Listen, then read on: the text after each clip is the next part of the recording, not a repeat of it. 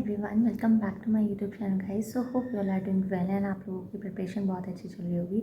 So this is the video regarding English preparation for upcoming exams like IBPS PO, NIECL AO, IBPS, SBI clerk, SBI PO, जितने भी upcoming exams हैं हमारे, उन सब के ऊपर हम बात करेंगे कि हमें इंग्लिश की प्रिपरेशन कैसे करनी है। ठीक है, देखो, I am not giving you वाला कि ऐसा कोई प्रो वाला trip, but I am just giving you the practical things, practical tips जो पॉसिबल हैं और जो आप लोग कर सकते हो, जिनसे मैंने अपने मार्क्स जेन्युइनली इंक्रीज़ करने की कोशिश करी है और हुए भी हैं। तो सबसे पहला पॉइंट आता है कि अगर आप इंग्लिश मीडियम से पढ़े हुए हो, मतलब कि आपने अपनी जो स्टडीज़ है, ग्रेजुएशन है, जो भी आपने कर रखा है, वो अगर आपने इंग्लिश मीडियम से कर रखा है तो आपको सिर्फ ग्रामर पॉइंट पे जाकर 120 रूल्स ऑफ ग्रामर कंप्लीट करने हैं, दैट्स इनफ। इससे ज़्यादा आपको नहीं करना, ठीक है। लेकिन अगर आप इंग्लिश मीडियम से नहीं पढ़े हो तो आपको definitely noun, pronoun, adjective, conjunctions, ये सब आर्टिकल्स वगैरह पढ़ने पड़ेंगे। बिकॉज थिंग इज़ दैट कि बहुत सारी चीज़ें ऐसी होती हैं जब हम इंग्लिश की प्रिपरेशन करते हैं, जब हम इंग्लिश का टेस्ट देते हैं, कि बहुत सारी चीज़ें ऐसी आएंगी जहाँ पे हमें बेसिक्स पता होनी चाहिए कि आर्टिकल कहाँ लगाना है, कौन सी चीज़ों में क्या वोवल आ रहा है, क्या नहीं आ रहा है, कहाँ पे द आएगा या कहाँ पे ए आएगा, कहाँ पे एन आएगा। तो ये चीज़ें डिपेंड करती हैं, ठीक है। तो उसके लिए आपको मेक श्योर दैट कि आपका ग्रामर पॉइंट, लाइक जो नाउन प्रोनाउन है वो क्लियर हो, मतलब जितना भी पार्ट्स ऑफ स्पीच है वो सारे कंप्लीट हो। और अगर आप ऑलरेडी स्टूडेंट हैं और आप काफ़ी पढ़ चुके हैं इन सब के बारे में, तो आपको सिर्फ 120 रूल्स ऑफ ग्रामर कंप्लीट करना है, नथिंग एल्स। ओके, उसके बाद में हम बात करते हैं वोकैबलरी। येस, इंग्लिश की अगर आप प्रिपरेशन कर रहे हो और आप बैंकिंग सेक्टर में जा रहे हो स्पेसिफिकली, तो डेफिनेटली आपकी वोकैबलरी बहुत अच्छी होनी चाहिए, बहुत प्रो लेवल पर होनी चाहिए। प्रो लेवल का इसमें ये मतलब है कि अगर आपको एक वर्ड के कई सारे सिनोनिम्स, एंटोनिम्स पता होने चाहिए, which will help you to understand the comprehension part, to help you to understand the new vocabulary. Okay, तो ये चीज़ें हमें पता होनी चाहिए। ये हो गया वोकैबलरी का पार्ट। इन सब के सोर्सेज बताऊंगी मैं कि आपको पार्ट्स ऑफ स्पीच करना है तो कहाँ से करना है, आपको वोकैबलरी पढ़नी है तो कहाँ से पढ़नी है। एंड लास्ट थिंग आती है रीडिंग पे। देखो, अगर आपकी रीडिंग अच्छी है तो डेफिनेटली आप इंग्लिश भी कर पाओगे, आप मैथ्स भी अच्छे से पढ़ पाओगे, आप रीजनिंग भी अच्छे से कर पाओगे। अगर आप इंग्लिश मीडियम के स्टूडेंट हैं तो डेफिनेटली आपको इंग्लिश का जो कॉम्प्रीहेंशन पार्ट है वो बहुत जगह हेल्प करेगा। और आप लोग देखोगे कि जब आपको इंग्लिश अच्छे से आती है ना, तो आप मतलब काफ़ी कॉन्फिडेंट फील करते हो अपने आप में, और आपको बात करने में कहीं पे हेजिटेशन नहीं होता है। तो दिस इज़ द थिंग कि आपको पता होना चाहिए कि क्या क्या चीज़ें हमें इंग्लिश में कॉम्प्रीहेंशन में इम्प्रूव करनी है। तो कॉम्प्रीहेंशन इम्प्रूव करने का बेस्ट पार्ट ये है कि आप डेली की बुक पढ़ो, डेली की बुक्स पढ़ो, मतलब कि आप टारगेट बनाओ कि आपको अगले 10 दिन में आपको ये वाली बुक ख़त्म करनी है, कोई भी एक पर्टिकुलर बुक जो आपको हेल्प करे। I will suggest you to read non fictional books which are self development books. Okay, fictional book stories वगैरह पढ़ के कोई फ़ायदा नहीं है, उधर कुछ नहीं आपको नया कुछ सीखने को मिलेगा। आपको नॉन फिक्शनल्स बुक्स पढ़नी है जिसके अंदर आपको सेल्फ डेवलपमेंट वाली बुक्स पढ़नी है। तो recently what I have read this thing, this is the thing I am reading right now, और एटॉमिक हैबिट। एंड अभी मैं बताऊँ, इसके मैंने इतना पोर्शन कंप्लीट कर लिया है, ये वाला पार्ट अभी रहता है। तो what I do when I read, I mark the parts, I mark the important parts जो आपकी सेल्फ डेवलपमेंट में हेल्प करता है। आप लोग देखोगे कि जो जो मैंने जहाँ पे मार्क कर रखा है ना, वो सारी अच्छे कोट्स हैं या अच्छी लाइन्स हैं जो आपको अल्टीमेटली जब आप दोबारा बुक खोलो तो डेफिनेटली आपको हेल्प करेंगी, ठीक है। तो दिस इज़ द थिंग जो what I do personally for reading part. I am not so much depend on editorial part, but you can read editorial part because उससे आपकी करंट अफेयर भी improve होती है। तो एडिटोरियल पार्ट बिल्कुल neglect नहीं करना है। अगर आप पे टाइम बचता है तो एडिटोरियल पार्ट पढ़ो, वोकैबलरी उसकी ज़रूर कंप्लीट करो। What I do personally for editorial part कि मैं पूरी वीडियो नहीं देखती हूँ निमिषा बंसल मैम की।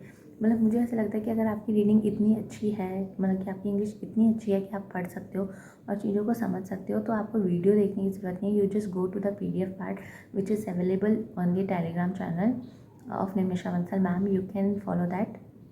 और वहाँ से आप लोग PDF डाउनलोड करो और अपना पढ़ो, दैट विल हेल्प यू।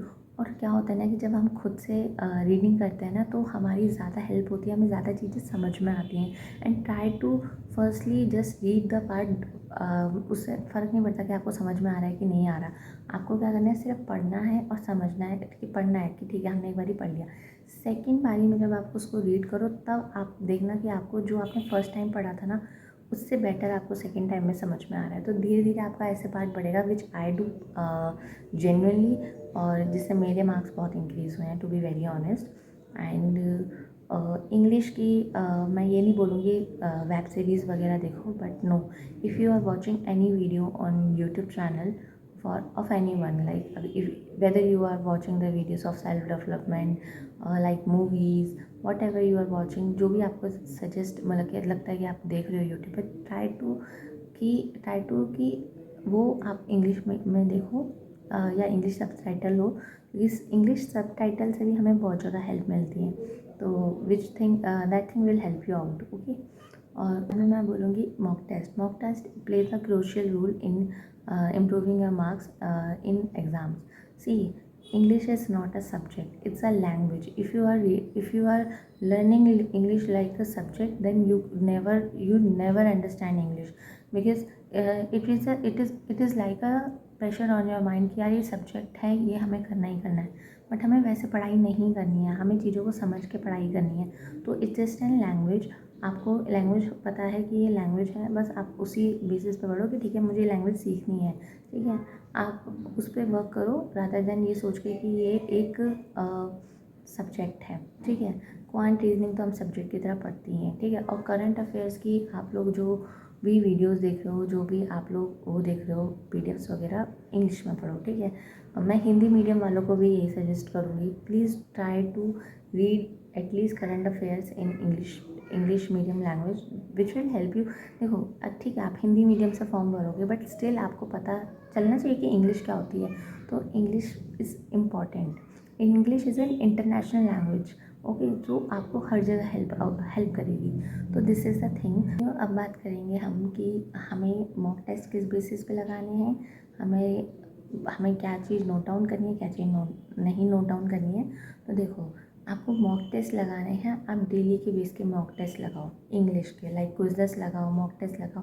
सिर्फ इंग्लिश वाले की बात कर रही हूँ मैं, ठीक है। उससे क्या होगा, जब आप डेली बेसिस पे मॉक टेस्ट लगाओगे, डेली बेसिस पे क्विज़ेस लगाओगे, तो एक टाइम ऐसा आएगा कि आपको ना आप बहुत फेमिलियर हो जाओगे उस लैंग्वेज से, ठीक है।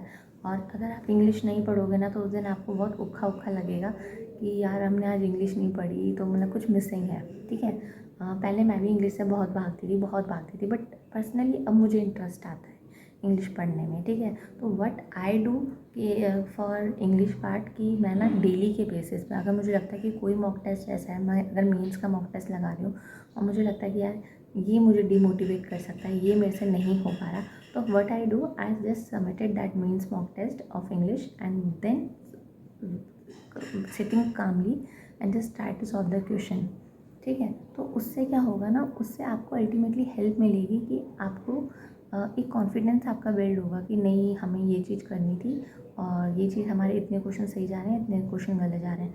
तो आप एक हफ्ता इस चीज़ को करके देखो, आई गारंटीड यू कि भाई वो चीज़ ना आप लोगों को बहुत हेल्प करेगी, आपका इंग्लिश में एक अलग कॉन्फिडेंस बिल्डअप कर देगी। और 1 घंटा लगा के कोई भी सेल्फ डेवलपमेंट की बुक पढ़ो। मैं रिसेंटली ये पढ़ रही हूँ, इससे पहले मैंने इकिगाई पढ़ी थी, that was of Japanese author. And उसके बाद मतलब जैपनीज़ नॉट ऑथर की, जैपनीज़ में वो इकिगाई जो वर्ड है ना वो जैपनीज़ में है, तो मैंने वो वाली बुक पढ़ी थी, उसका इंग्लिश वाला पार्ट और उसका ब्लू वाला पार्ट, सॉरी, ठीक है। और उससे पहले मैंने गुड वाइब्स वाली पढ़ी थी, बेक्स किंग की थी, and now I am reading this वाली बुक। और देखो मैं कोशिश करूँगी कि अगले 10 दिन में मैं इसको कंप्लीट करने की कोशिश करूँ, क्योंकि और भी सब्जेक्ट्स होते हैं साथ में। एंड साइमल्टेनियसली मैं मॉक्स वगैरह लगाती रहती हूँ, तो उस पर मेरी प्रैक्टिस हो जाती है। तो आप लोग ये चीज़ कर सकते हो। And just focus on your self, just believe in your self. And मैंने बोला था कि मैं एक वीडियो डालूँगी, बहुत इंपॉर्टेंट वीडियो है वो, बट मुझे टाइम नहीं मिल रहा, मतलब अकेले रह के वो वीडियो बनाने का।